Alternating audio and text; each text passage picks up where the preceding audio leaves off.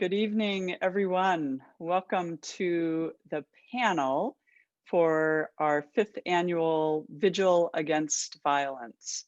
We're so grateful to have all of our panelists here tonight, and each one is going to share a little bit about who they are, and then we're going to get into this important conversation around what is the Defund the Police movement, and what are some things we really need to think deeply and thoughtfully about as we consider various perspectives and consider so many different strategies. So we're so glad to be having this conversation with each of you tonight. And as I mentioned earlier, I'm grateful that you were willing to take the time and the space, and particularly the heart space, to be a part of this conversation. So thank you. So I'm going to invite our panelists to introduce themselves and to share a little bit about who they are, and then I'll begin with the first question tonight. So who wants to begin? I think I can start. So I'm Chris Patterson. I work in the field of violence prevention and intervention, right? So that means just working with young men and women who are trapped in the cycles of violence, either at risk of either shooting someone or being shot. You know, that segment of like the population that is often not thought about, not cared for, and kind of just thrown into prison cells as an answer to dealing with, you know, structural components that have put them in the place that they are in the first place. So our work works around that angle. We work in Austin, West Garfield Park, and Back of the Yards community, but have partnered with organizations all across the city of Chicago through multiple collaborations. So in that space, you know, I think we get a chance to talk a little bit more about, you know, some of the work we do, work I do, and, you know, my thoughts around certain topics. But, you know, just really pleased to be here and appreciative to be able to get the word out and have a conversation with, you know, my esteemed colleagues here on this panel.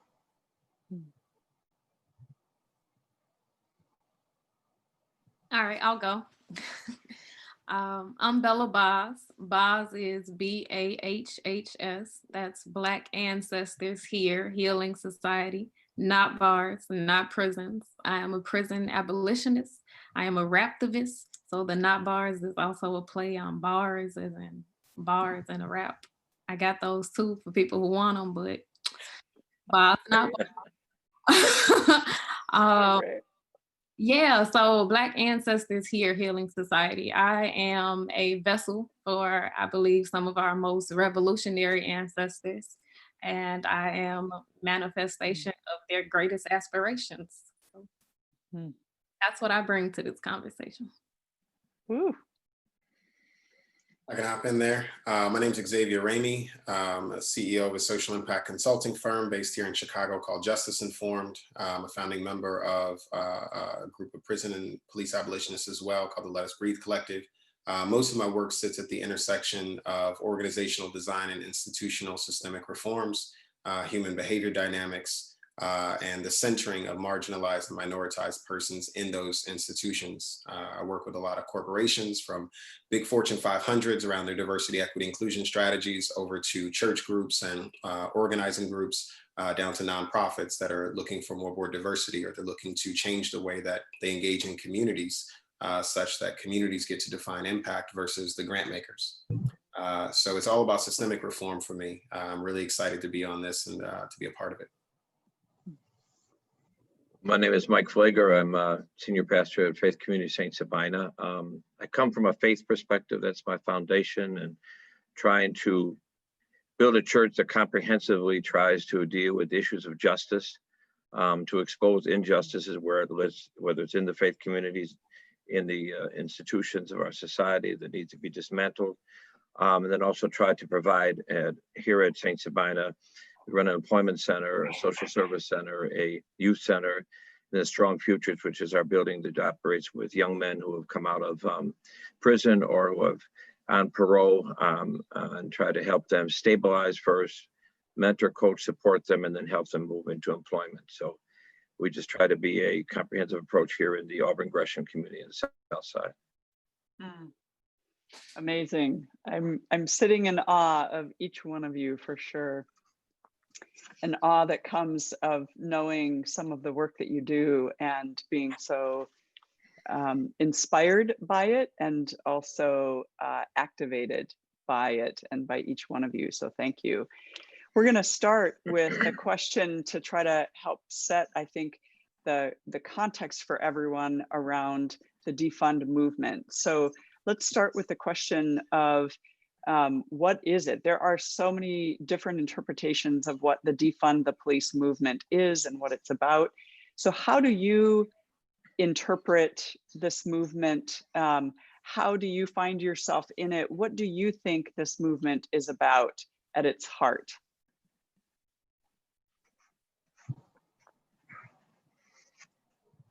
Go ahead, Bella.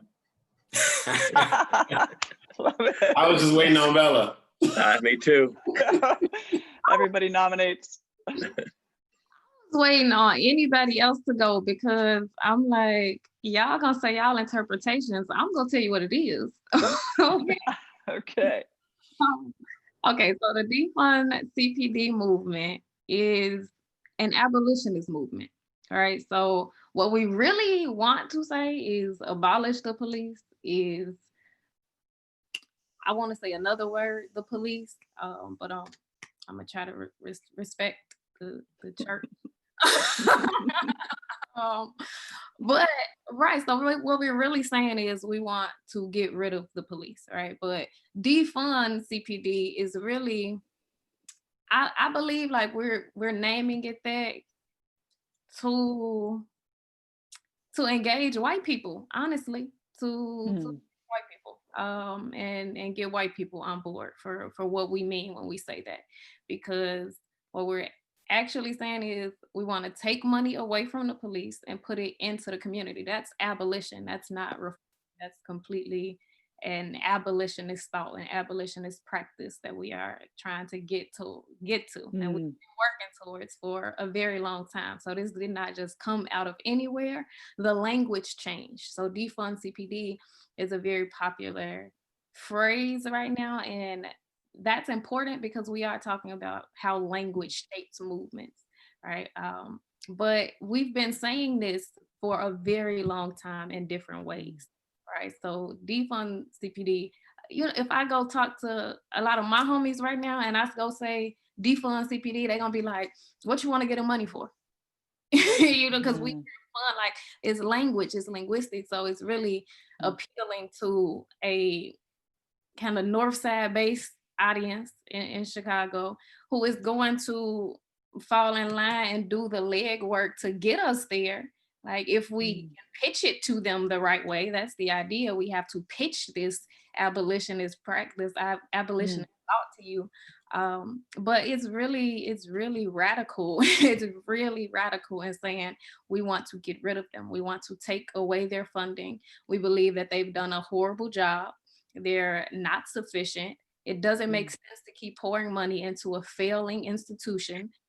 If you had a child who never did any of their chores, never did anything you asked them to do, didn't do what they're supposed to do in school, you should not be raising their allowance every year, right? You should maybe take their allowance, all right? So this is kind of the idea behind it. And it's like, I was really waiting to see other interpretations of it, because I'm sure there are varying interpretations of what we mean when we say that. But for me, it's kind of a compromise in saying what we really want to say is get rid of them.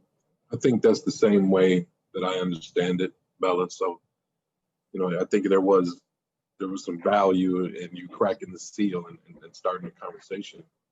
You know, I think in a lot of, in all the communities, the one I live in, I live right off 79th Street. I work on the west side, grew up in projects. And, you know, I used to think, you know, I work in direct service. So it's always, and I don't want to shoot myself in the foot here, right? But we need to get past this idea that programming is going to save our people, right? And I think that it's a very lazy approach to continue to throw programming at like these incredibly large structural problems that exist in our communities, because really it's just a Band-Aid on a bullet wound. And we need to be thinking deeply around changing the structure, right? And so what happens is, to Bella's point, we have $100 million in overtime. When the city is crying that they can't fund our schools properly, or the city is funding schools don't look the same way in Inglewood and Austin like they do in Lincoln Park, and that's a travesty, right? Especially when, and it's unfortunate that the voice needs to almost pander to get alliances so that people will see that why is this? It's almost like a war being taken out on school grade children, right? You're punishing third graders and fourth graders because of the communities they live in and the families they come from, and unemployment rate being what it is, et cetera, right? My only concern about defunding state police is that it's just not even large enough, right? So those don't stop there, right? Thinking about the state owes and the city owes and the county owes, and it's just like, we're talking about generations and decades, hundreds of years that lead up to this point, right? And so, that's my only frustration with this idea of defund police, is just that, that's not enough money, to be honest with you, and to dig, communities out of the gaping hole that we're in. To me, defund the police is, as Bella said, that language is a compromise. The defund the police movement is not new, as she said. The original terminology was and still is abolishment. I think it was a compromise in language because many people across the US had just visceral reactions to even the thought of a conversation about reorganizing how we envision public safety. I just want to put a hard stop there.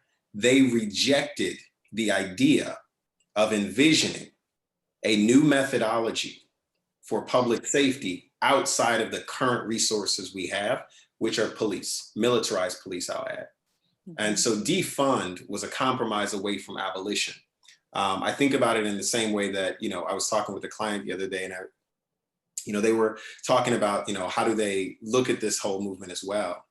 And I was saying, what do you think it was like in 1840 to say abolish slavery? You're 25 years ahead of your time. It's not a comfortable corporate social responsibility statement. The government hasn't said it's illegal.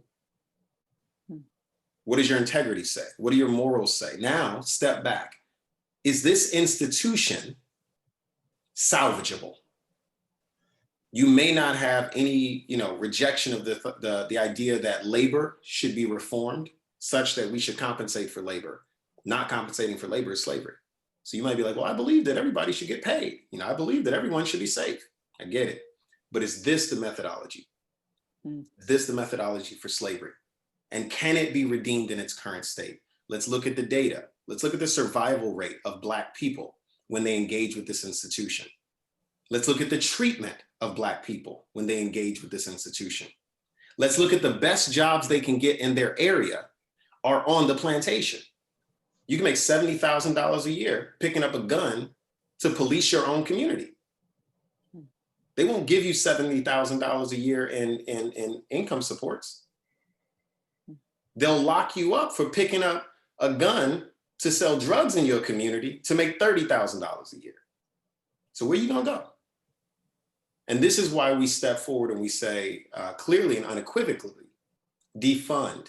The institution itself is not salvageable, and the very presence of it takes up valuable imaginative space in re-envisioning what safety should be, should we center it around what Black and brown people actually need versus what majority white people are afraid of.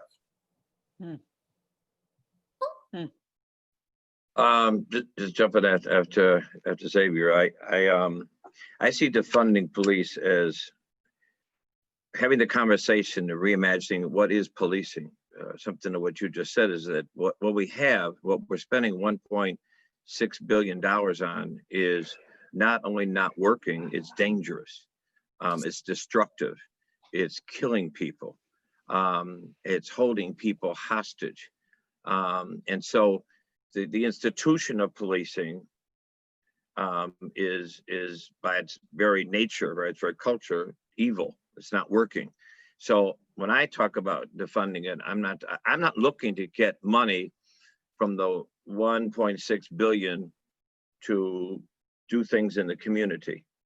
Because the 1.6 billion that, as Chris mentioned, that's nothing. That's absolutely nothing. Dr. King had said long ago that having voting rights didn't cost anything. Desegregation didn't cost anything. But if we are going to equal playing fields and we're going to have true respect for all communities and investment for all communities and economic development in all communities, it will cost trillions of dollars. And that's why we'll always fight true economic revolution, because if we do that, it's going to cost, and other things didn't cost anything, and we don't want to pay any money for it. And now my big concern of this in the defunding conversation is they're trying to bargain and chip off pieces of 1.6 billion to do some crumbs in the community. No, first of all, it's saying this institution is broken, it's not working. And so it needs to be stopped and looked at. What is reimagining policing in this day, and not looking at what it is, number one. And then number two, when is the city and the government gonna put the priorities of really taking neighborhoods and giving them everything that they've been neglected for decades, and pouring that money in? And that's gonna be a lot more than 1.6 billion. So I don't want parts of something that they want to throw out. And the problem is, and now we're going to hear, and I'm already hearing, coming down from COVID, that the states broke, federals broke, cities broke. And so all the things we want to do in the communities, and we really want to do them, but the money's just not there now. Well, the hell with that. We've heard that. There's always something. If it was COVID, it was something else, it was something else. There's never money. We find money for what we want. That's right. We redeveloped South Loop. We found the money for that. We took the West Loop, where I ran a soup line in 1974, and I can't afford a restaurant on Madison Street now. We take all that and developed all that into 1.5, $2 million, $3 million homes. So I think there needs to be the kind of a revolutionary togetherness that says, we want the West and the South Side to get the kind of money it deserves, so that we get the resources, the economic development, and have the same playing field that's on the North Side and downtown. But my fear is that we're going to get caught all up in police and defunding police and whatever, and never get to the real issues of communities that have been told you don't exist. And that's so. When I look at defunding police, I look at it as saying, stop what we have because it's not working.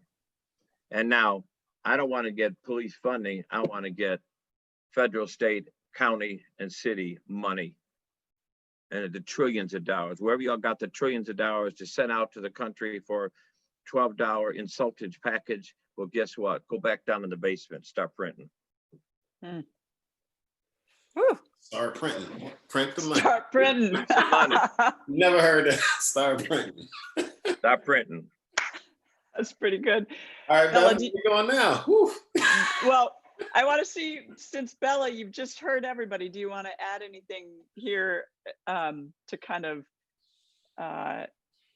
anything that you heard that you want to comment on before we shift? We're not shifting away from the topic, but sort of move into the next thing.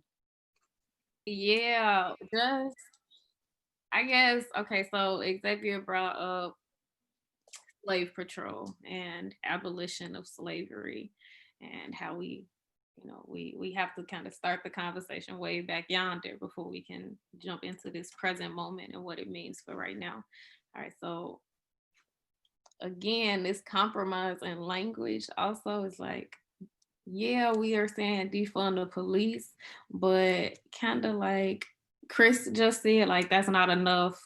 Father Flager elaborated on that, like, it's not enough, right? Like, that's just not enough money, right? So we again, the compromise is that we're not just talking about police, right? Like, we kind of start with police, right? So it's not like this is the end all. Once we abolish police, then we've accomplished our goals, right? Just like once we abolished chattel slavery, we didn't accomplish all our goals then, right? Right. So we have to do things in increments, and it's like we not even budging this first one yet. Like, you know, the mindset is not there. So for us to be in this moment where it's so many people talking about how they want America to be different, how they want better representation, how Trump does not reflect the values of America. That's not true. That's not true. Right. Reflects the values of America, and we need to reckon with that, right? So also defund the police. We really can't. I mean, no, we really mean like defund America. Divest from this idea of America as a revolutionary, a welcoming, a freedom, like just divest from this idea of what America is for its citizens, right? Because it's not that, right? And police is a microcosm of whiteness, of white people in this country, of the things that have been shaped by white people in this country, the systems that have been shaped by white people in this country. So policing is just one of them, right? Once we get through police, we got to talk about the court system, and we got to talk about the prison system, and we system and the housing system. Like, these are all systems created by white people, colonizers. So, you know, we haven't even touched on that we are on stolen land. We haven't even touched on, you know, that policing what you stole. You are here to protect land, property that you stole, right? So the whole, it's a huge compromise. You know, it's a huge compromise to try to make it tangible, to try to make the conversation even a little tangible for people to understand our position in this country, our position. Like, it's election season right now, right? We've never agreed to be governed by this country, ever, right? The American Declaration of Independence says the consent of the governed. We were not people at that time, right? We were not even considered people. We could not consent to anything, right? So we've never consented to be governed by this country in the first place, to be policed by this country in the first place. And we are, I'm happy that we've got to this point where we're saying, you know, I'm happy that we made it here, because I was worried. I was worried. Can I hop in there real quick? Yeah. You know, one of the questions that goes through my mind when I'm thinking about the reason why we're having this conversation, I think, is because it's still a question of if police are really this much of a problem. That's still a question in some people's minds, which means that there's a point of a spectrum of allowable pain that they're willing to say a system can inflict on people. There's a spectrum, and we've not yet hit their point of this is bad enough. And so it begs the call to, as Bella was saying, this is why there's a compromise right now. Like, righteously, I think about it through the lens of mercy, right? Like, it is mercy to not have a slave revolt. It is mercy to the slave owner that they have time to repent, meaning turn around systems, lament the fact that this is the world that's been created, and move into actual relationship. But you cannot sit in the face of the effect of an institution and say that there is no harm. You can only say that it is not enough harm to move me to move for you. And so we have this compromise. It is not just a compromise of language. People on the other side of this conversation who do not have to live with the effect of police, as the people on this call know, you do not have to live with the effect of the institution you probably have not studied. You now sit self-righteously and say, convince me it's this bad. And the historical problem with convincing white people is that they as a culture, they learn best by the visual depiction of blood. Like, George Floyd should not have been an epiphany for anybody, but he was. Mm. And that is because Mike Brown was not dead enough to convince them in 2014, because Martin Luther King wasn't shot up enough in 1968 to convince them, because Harriet Tubman going from south to north multiple times was not enough to convince them that this is enough pain for me to consider the roots of a system. And so when we use even the term radical and we call for radical change, know that the word radical, at the etymology of the word, means to the root. And if you are willing to settle for change that is not root focused, know that you can only do that safely when you have the power of not having to live with the effect of not dealing with what pains someone else. And that's at the core of the chaos. When you hear Bella talking about like specifically white people, I want to, this is a call to white Chicago and to white America. And it is a call specifically to them, not to Black Americans, not to Indigenous people, not to Asian Americans, not to Latinx people. It is a call specifically to white people, because your work starts where your privilege starts. The data don't look like this in white neighborhoods like it do in Black neighborhoods for police violence. You're privileged enough to not be locked up, but you don't see that the system favors you, even though your children are not in jail, even after the opium crisis that we're having. You don't see that as mercy. You don't see that extra time as mercy. You see it as it must not be a problem. And that shows, that is a mirror to the lack of not only humanity, but intellectual capacity to consider the emotional responses of people who are surviving a country rather than thriving in a country that look like me. Can I mention just something? I'm going to go back to, and Xavier, you just took me in another whole direction. So oh no, I know I called Pastor out. No, I appreciate that. I appreciate that. You're stirring me all up. But I want to go back to something I think is really important that Bella mentioned, that I think I feel like this country is ignoring. Right now, policing, okay, it's on the front burner. It's where the focus is. It's where the spotlight is right now. But like Bella said, policing is just one entity that is the reflection of a country whose DNA needs to be removed, whose blood needs a transfusion. There's and I think there's a whole lot of white people who want to say, well, no, we get rid of Trump, things are going to be better. Trump did not make this country what it is.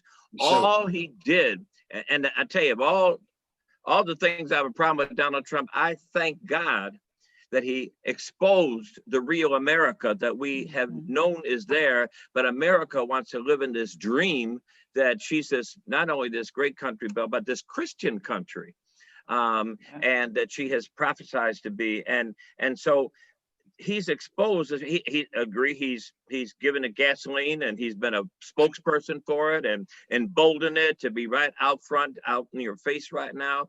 He's made white people think I'm white people's last stand, and you got to elect me because I'm going to keep white people in control. He's done all that kind of crazy stuff, but he has exposed the real damn America that we have. And nobody wants to face yet the deeper problem. Policing, if we abolish it tomorrow, we still got the American problem. This is a country, birthed in genocide and built in slavery, rooted to supremacy and committed to supremacy. And it's the core of who this country is. And until we have the courage and the guts to get to the DNA of this country, we're going to go scold the system, or whatever shows its face in the, whatever the popular fruit is of this day, that's what we're going to go after. But we've got to have the courage to understand this country's DNA is evil, it's unjust, it's wrong. Yeah. And until we go to that, while we're focusing on policing now, or focusing on Trump now, when we're in the same damn place 6 months from now if Biden gets in, because we're not courageous enough to really face this country. And I think what was the most evident reality of that in the last number of months was when Bernie Sanders was talking about, and he certainly isn't the radical to transform America, but he said things that demanded dismantling certain systems. And that's why in Hillary's time and in Biden's time, the Democratic Party said, nah, we got to stop him.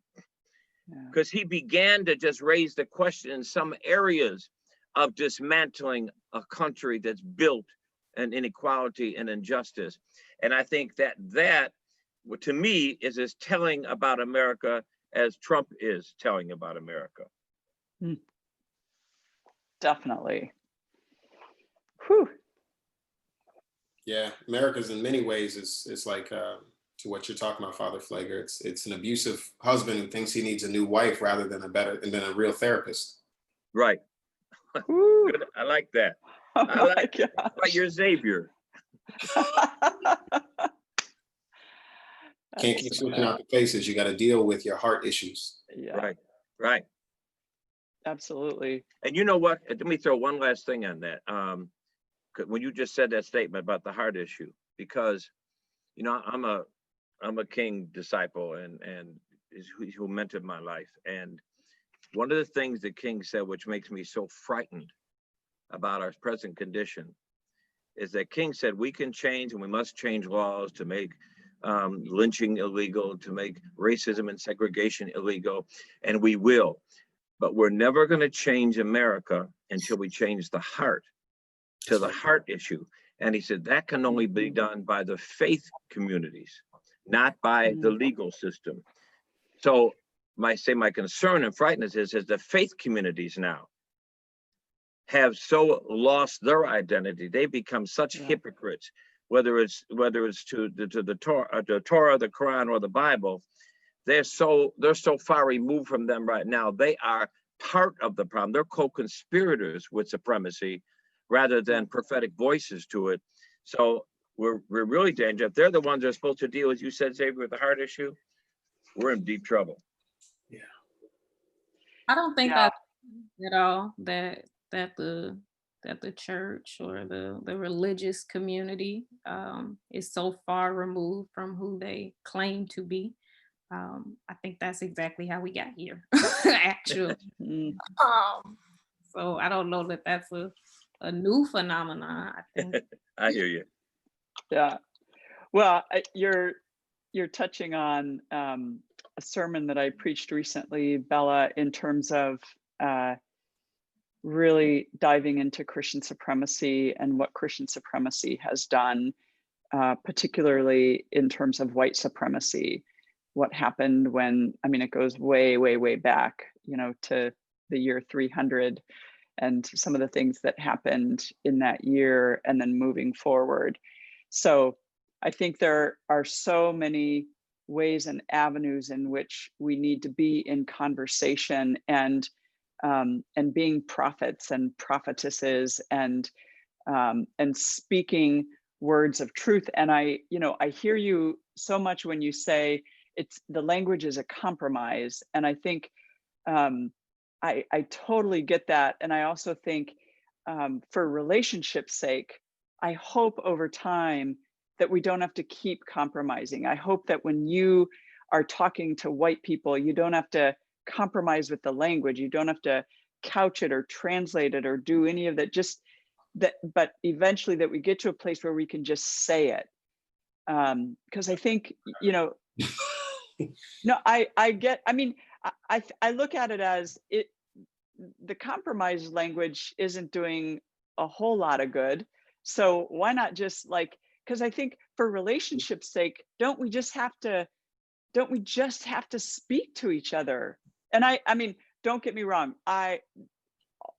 Forever, it's always been about trying to sort of make it work for the white person's ear. I totally get that part. And I think what I'm saying is, and the future is going to be in relationship with each other. And so can we do relationship in and with each other if the language still has to be compromised all the time? So is that something? I don't think there's ever a time where our language cannot be compromised, because we are speak colonized tongue, right? I only speak this because of my own identity. I had to compromise. I had to completely rid myself of to exist in this country. So I think that's embedded in us because of our relationship to whiteness, because of our relationship to white people in this country. That I don't we see any other alternatives. Again, our imaginations have been shrinking just Mm, just to survive here, just to make sense of mm, who we are here.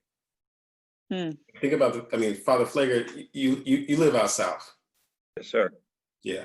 Do you think that you're risking or losing anything by living out south on the south side of Chicago? Not by living here. I think because of what I speak, I have.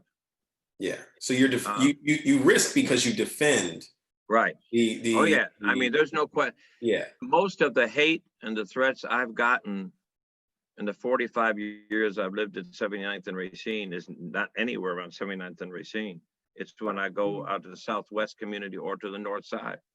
Yeah. So the reason why I bring that up is because so long as we live in a world where people think that they're risking something by being closer to people that they think they care about. Exactly. As long as they would even have the language of sacrifice, if they were to live on 79th and Racine, or back where I'm from in K-Town in Lawndale, that language shows that there is no desire to even see people as equal, because to be near them is seen as a sacrifice to them. While not, they'll say that and not even understand that what presupposes the sacrifice is that they already see the segregation as a means of managing safety. Yep. Yep. Interesting. They haven't connected that. They haven't connected that. And so a conversation about when don't we have to talk about it? You learn comfort with the frequency of proximity. Yeah. I haven't looked at a chemistry book in 15, 20 years. If I looked at it today, I feel uncomfortable. Now, I've been to the west side of Chicago in the last week. I feel mighty fine over on Karlov. I'm cool with it. You ask somebody from the West Loop who just left the Soho House, they might tighten up walking down Madison and Pulaski. Right. Because they're never there. And that shows they're not even ready for relationship, because they would want the conversation about coming closer to include their fear that they have not actually lived out to understand they should not have. And so we have to then dilute the language to fill in the gap of the void they created, that they substantiate on the basis of an experience they'll never have, that'll teach them they were wrong when they tried to argue against us in the first place. Right. That's the issue. They don't sign up for that level of school. That school called relationship. Yeah. And they censor themselves in their self-righteousness not to engage, not to enroll. That's a deep thought, and I appreciate that perspective. And it made me think about Father Flager. Here's a piece from the Reverend Dr. Martin Luther King. He spoke about getting people to vote, right? Particularly white liberals to vote, to support voting, boycotting, et cetera. He said that was work, but that was the work that they were willing to do. But found a lot of resistance and drop off as it came to financial equality between the two groups. And I think that unfortunately, I think Bella hit right on the point where the movement itself almost has to cater, negotiate, because there's a history of not being consistent, even from our closest white allies who say in speech, oftentimes only, that they desire for us to have the same sort of rights, but it doesn't necessarily play out in the flesh. And I'll say, like, there's a few instances that just come to mind, and I think about the recession, 2008. For as long as I can remember, there's always been a recession in the household in which I lived, and it wasn't a recession until it hit America, mainstream America, white America. So that's one hard lesson. Second lesson is heroin. My mother, I grew up in foster homes, and some pretty messed up situations because my mother was addicted to heroin when I was very young. And then, family members, and, we talked about the west side, the south side, you go up and down Pulaski Avenue, people are hurting. But that didn't become an issue again until mainstream white America has now caught on to the flavor of the month. this addiction thing called heroin. Now we see, and so this is the second part, right? So where history lessons aren't necessarily, you would think it's obvious, but common sense is not always common. And here we have like a gun epidemic that is for generations only plagued Black and brown communities, 80s, 90s, 70s, even the 60s. And now it's hitting, you know, suburbia. And now it's becoming an issue where we have groups of people creating whole coalitions, very powerful and money-centered coalitions to stop, you know, and policy work around gun prevention and violence. And those groups still don't even work with groups that are working on the inner city. And so it's a huge disconnect, right? But that's what privilege is all about. Privilege is all about being able to maybe sit comfortably somewhere, watch from a distance, and say with words and, you know, only not necessarily with deeds that you care. But it doesn't necessarily, privilege doesn't necessarily force you to make a move. You know, I work with, you know, and I know a lot of great folks who are privileged and still that want to participate and help out, and still have to ask, is it safe to come in Austin to help? Right. And, you know, and it's like, you're like, yeah, it's safe. You know, come straight up Madison. You know, it's very frustrating, but to Xavier's point, where there's that disconnect, people are less likely to misunderstand something that they're closer to.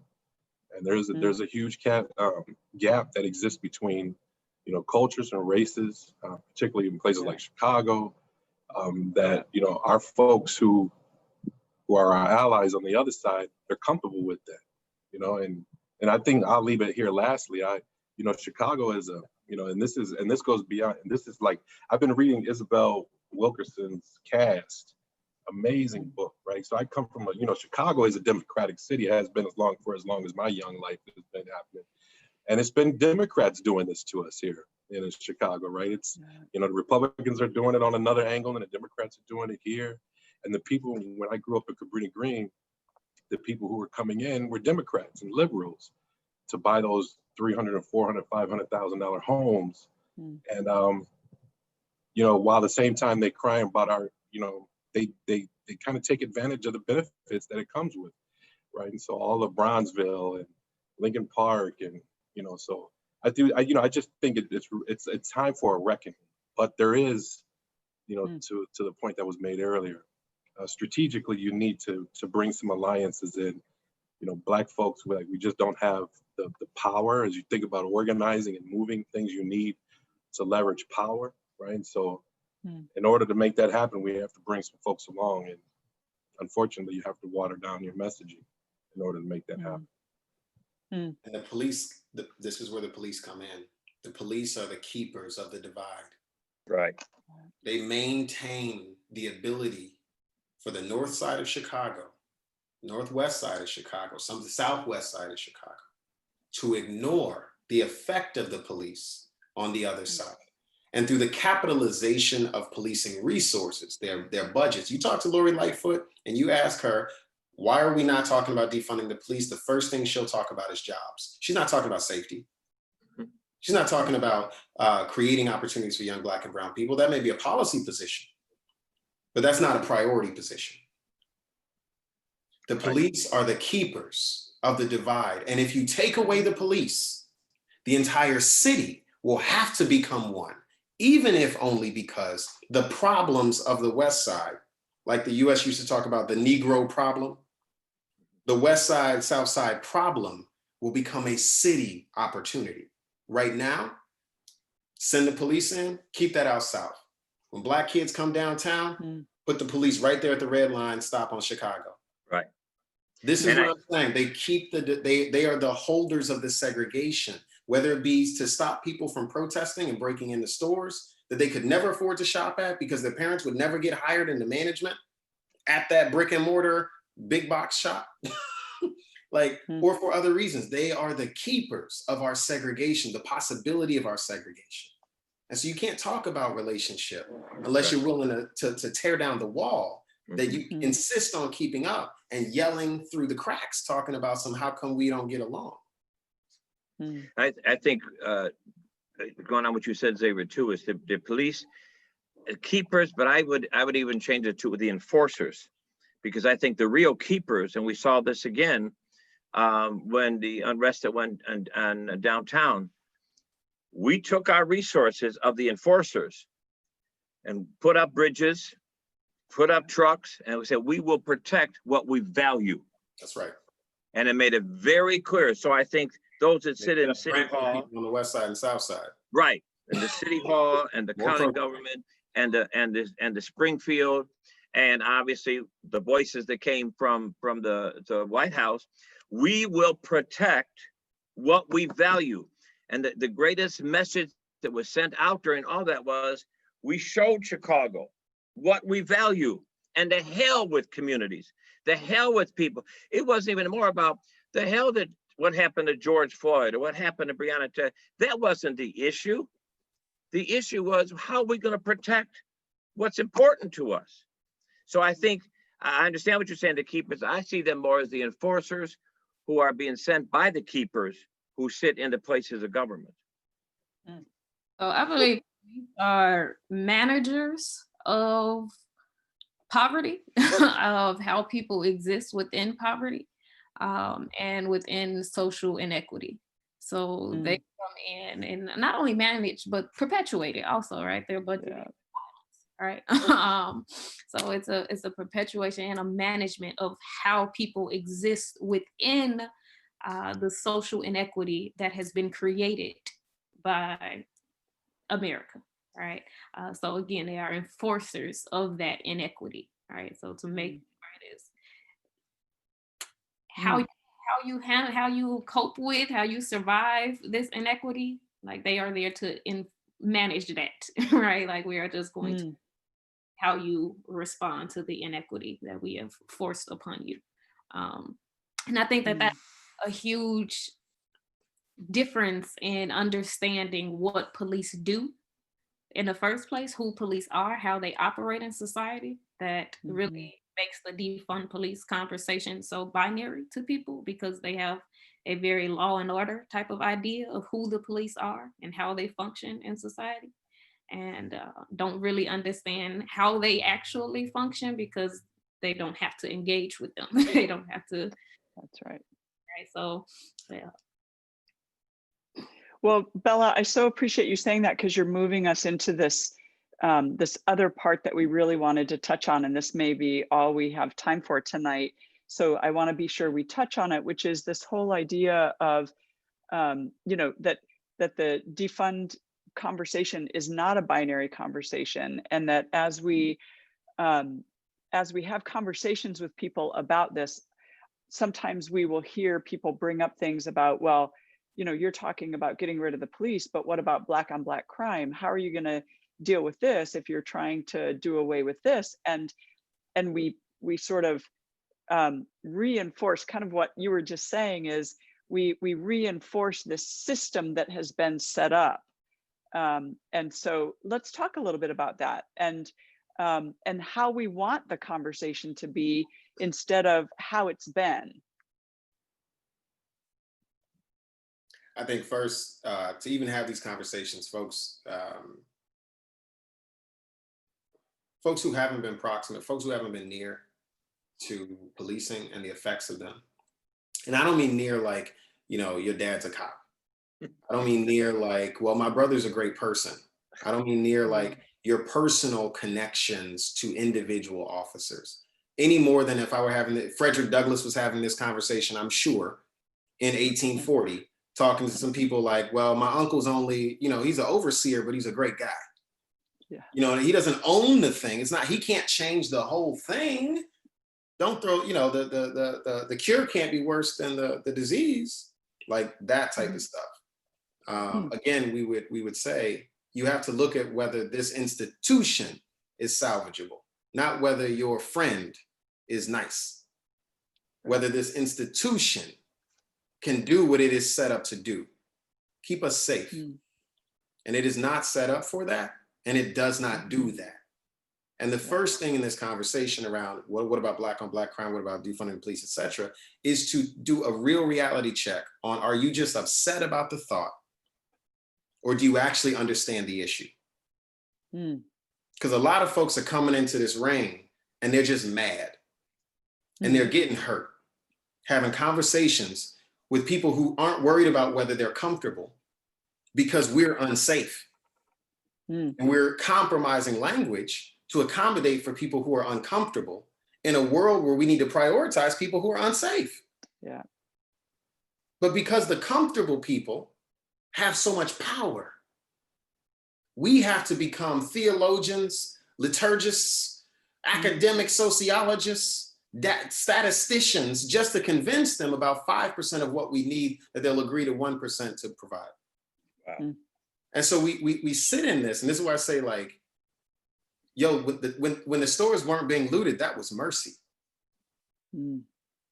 Right. Like the fact that people are voting, participating in a democratic process, that's mercy. Mercy. Yeah. That's mercy.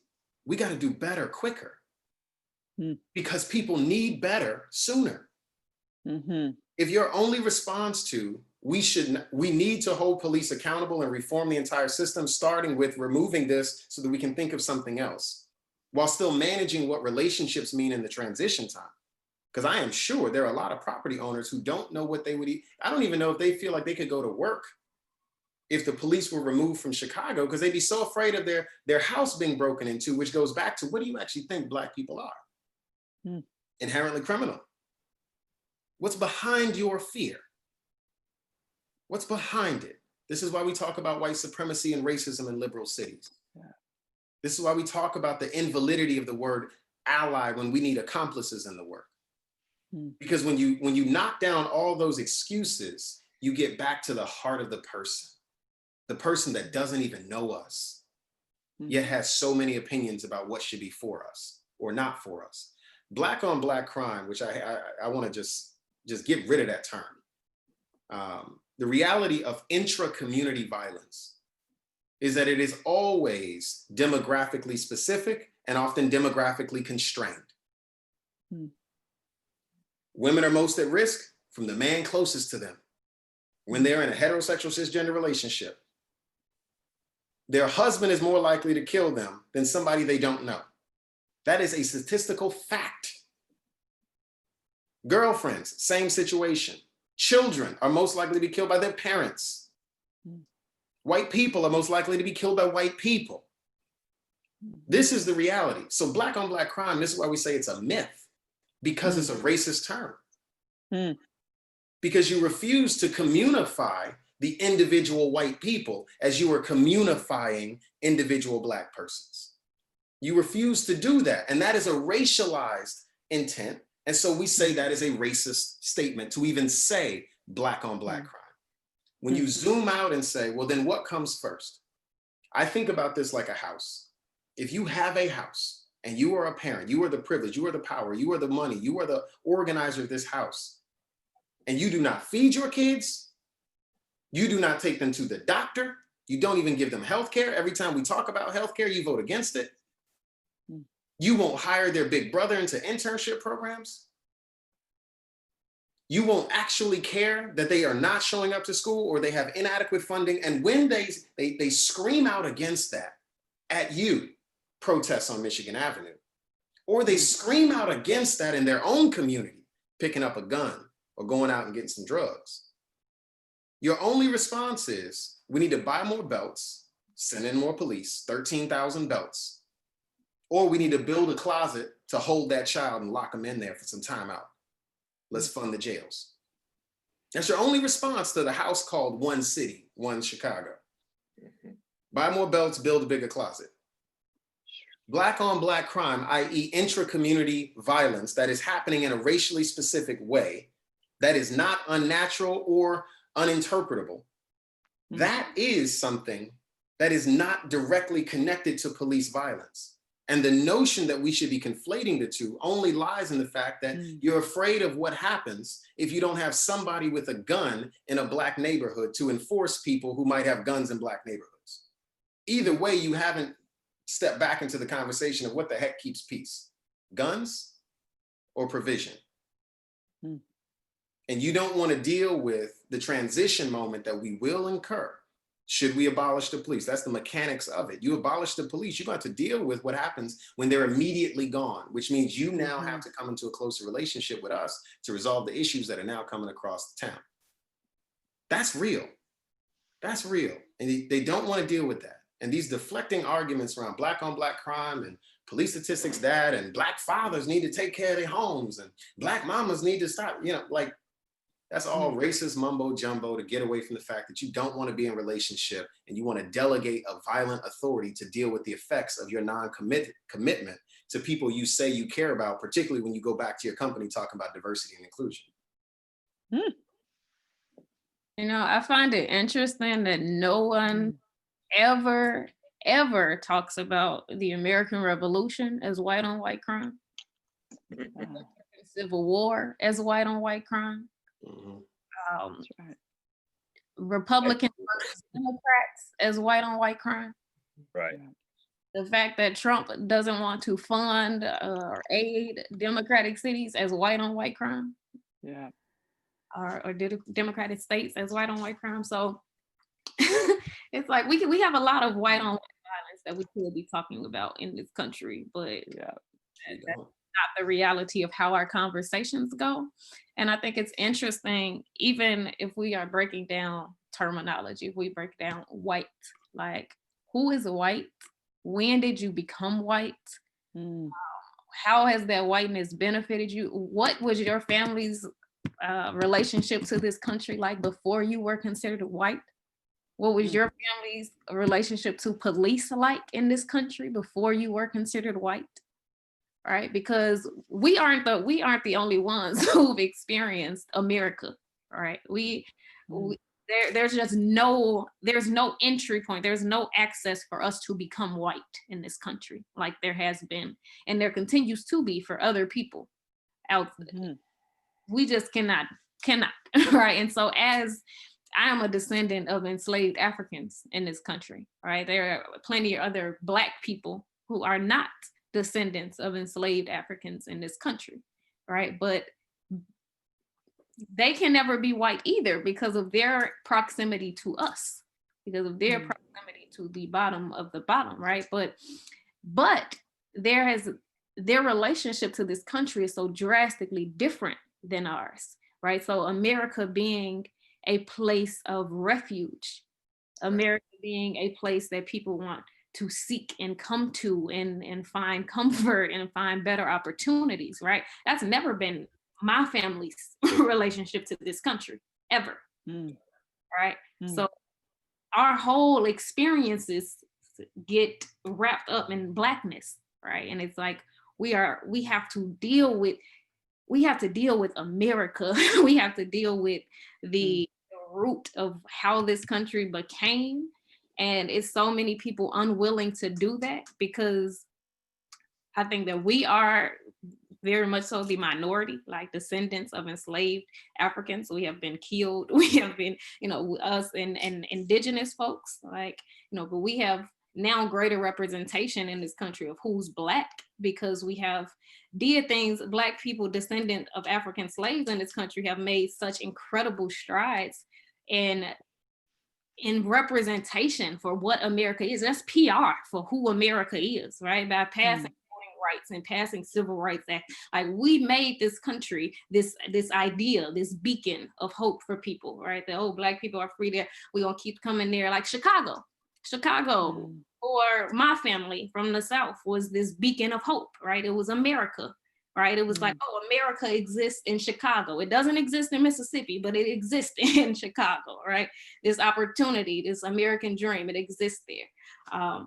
What I know now is that it didn't. It doesn't exist anywhere here for us, right? But it's so many people who come to this country and look like me and think differently because of the PR, the public display of who America is and what we are. Like, you don't have Bella Bazes doing travel guides or talking about, what welcome to America. Like, no, that's not that's not what you see about who America is. You might see some famous Black actors, rappers, people on display, and you think that there's all this beacon of opportunity here for Black people, and that's just not true. right? So we have so many people thinking that this is a destination for a post-revolutionary world. You know, the American Revolution had implications around the globe, right? So it's so many people who want to come here and experience this dream of what America is. And it's people like me who have all this history and all this legacy within them, who know it's never going to be that for us, right? That just doesn't exist. So the whole thing, our whole existence is a compromise here. The fact that I have to call myself Black and you get to call yourself white, and what whiteness means for you versus what Blackness means for me. Like I didn't decide that I was Black, like this was given. I don't know what else to call myself, right? You can say I'm white, or you can, when you hear that, identify with that, but also know where your people come from and what your history is and what your great great grandmother did and what country they lived in and all that, right? I don't have that. I don't have that. So we enter this whole conversation about America on different playing fields, right? We enter this whole conversation about race differently, with different perspectives and different ideas. Like Blackness is all I have, right? Like, cause America, I can't, what does that mean to me except for when I go somewhere else, if I ever get to go anywhere else because of COVID. But you know, that doesn't mean anything for me here. Whereas like I think about other people coming from other countries, and it's like, you know, this is something you aspire to be, an American citizen, and that's the craziest thing in the world to me. You know, I can't fathom this being a destination for Black people, and then it is. So that goes to show too, like how much whiteness like is not. We can't even just talk about America. We have to, because America has had implications. White supremacy, white America has had consequences for the whole world, and for the whole world, for Black people, literally across the whole world, and how we see ourselves in whatever land we exist on. Yeah. And the police keep that distance. Right. The distance. And the military, the police and the military, right? Me bringing in what Chris said about MLK. I mean, when Martin Luther King called out in his last week, you know, the Sermon on the Mountaintop that he gave, as well as when he spoke in his letter on Vietnam, he called out the three-headed monster, white supremacy, capitalism, and militarism. Right. And when we militarize our policing here, we are simply experiencing what Black and brown countries experience overseas. Right. This is if you really believe in what King said about a beloved community, then you have to be willing to contend with the parts of what he said that you may not feel comfortable with. And again, your comfort doesn't matter in the face of our lack of safety. Militarism, white supremacy, and capitalism are the things we have to deal with, or we can't have any more conversations about relationship. We have to have conversations about how others are insisting on people like me enduring violence and calling it the American dream. Right. Then the whole idea of safety, of like, Xavier, you said like what keeps us safe, and then it begs the two questions of like, who is us, first of all? Who's us? Yeah. Right. Who is us, and then who determines safety, right? Because we literally just said to Lori Lightfoot, to the city of Chicago, that we do not feel safe with the police. 85% of people who responded to the survey said they want to defund the police. And your reason for not defunding the police is that you can't make people feel unsafe during these times. Whose safety are you privileging? Because it's not the people who responded. Right. The question at all. Like, and those were, and that part, those were white people who responded overwhelmingly. Those was white people who responded. Okay, Black people ain't even really get engaged in the budget conversation, as we got other things going on. But shout out to the white people who responded. But even that, so again, that's white on white violence. Right? That is white on white crime. You are not listening to white people who defend, who associate, who make themselves close to enough to even listen to Black people, and then say something. We feel like we don't have a voice, so then okay, we get these white people who feel like they do have a voice and that what they say matters, and then they say what we tell them in their ear to say, and then you still don't care because it came from us. Exactly. Yeah. Yeah, and I think that was made real clear, Bella, in the statements that were made about, and I think both in the mayor's when she did the budget, the rest say, no, we can't get rid of police because people have to feel safe. And how do you say that when there are whole areas in the South and West Side that have never felt safe, don't feel safe, will never feel safe? So I know we began this whole conversation with about defunding, the question, what is defunding police? But I think what I hear everybody saying is the question is really not about defunding police, it's about defunding America. Yeah. It's really saying until we have the courage to really defund the thinking, the heart, the practices, the capitalism, the militarism of this country, all the rest of this is a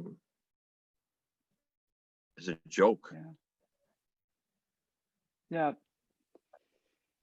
Well, and I think the question that I would leave with people, well, a couple things. One is I really hope that those who are watching will listen to this panel once and then sit a little bit and then listen again and listen more deeply, because I think so much of what has been said is critical for everyone to understand, and I think and absorb. And so listen to it as many times as you need to in order to really be able to absorb. And I think what I'm hearing is it isn't really defund, it's really about abolish. And Mike, you just pointed out that it isn't just about Chicago, it's also about America. And I think what I want to leave people with is then how do we really reimagine all of it, right? So if you get to abolish, people might feel a little like, especially I'll speak to white people here, white people might feel like, how can we abolish the police, right? People And feel so like the question, what? Black folk and brown folk feel like that absolutely as well. Yeah, I mean, there's a Yeah. lot of people that are so used to, so to Bella's point, have compromised in having police that instead of like stopping in the fear, to get to the question of how do we begin to reimagine, and that's where I feel like each one of you, has your own contribution in terms of this moment in time and what we're doing both in Chicago and more broadly in terms of how are we reimagining then what Mike would refer to as the beloved community, what we would say as a different America. How do we reimagine? And it has to do with getting back to Bella's point with abolishing so much. And I want to say as a white person, like it is so much about listening instead of speaking as a white person, but also like admitting where I don't have that kind of imagination. And so how can I, right? Like, how can I engage with a community? Who's my community going to be? And how can I engage with a community that does have that imagination? So, and again, the hope, I will say, one of my hopes is that we can do it over time in relationship. And that's a deep and whole other thing in terms of what would be required for that. So just to say, the lid is off. We can no longer hide behind this really isn't happening. We've all seen it, and that's what's been spoken. And we have an opportunity to reimagine a new city and reimagine a new country.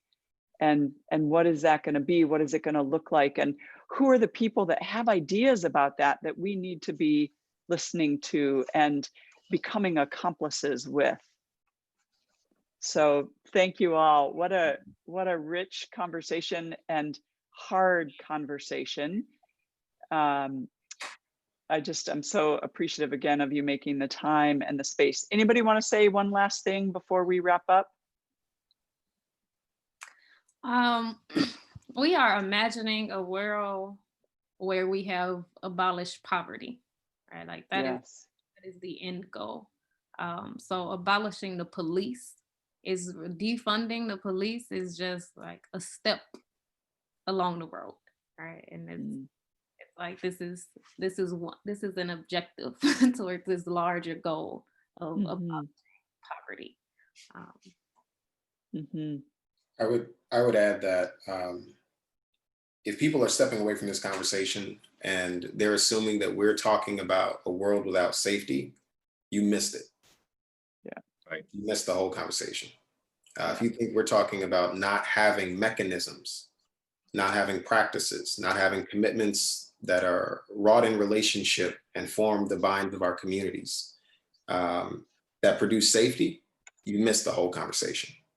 What we are saying is that nobody here in this panel and nobody in this country knows what it means to commit to mutual safety outside of the usage of a gun. Nobody knows what that means. And very few people are willing to try.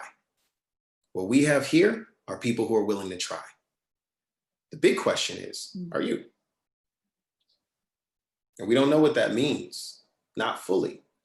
And the humility of the defund movement is that the people here, like many of the folks in Black Lives Matter that I've engaged with, a lot of the prison and police abolitionists, there's an insistence that that definition be community defined. And if you want to opt out of that conversation, close your ears, walk away, turn on Fox News, enjoy the show. You can. In Chicago, a liberal city, vote Democrat, Biden all the way. But you won't be friend or neighbor to us. These are people who are trying. And we're trying because our lives depend on it. Not because we're uncomfortable, because we're unsafe.